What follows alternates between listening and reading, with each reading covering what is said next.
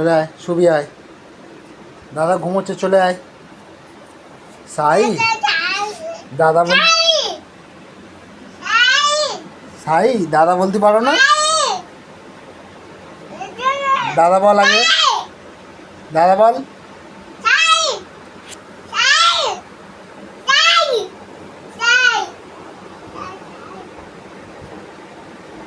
এই সাই ঘুমোচ্ছে তো। ওই সাই ঘুমোচ্ছে তো, ডাকছিস কেন ওর?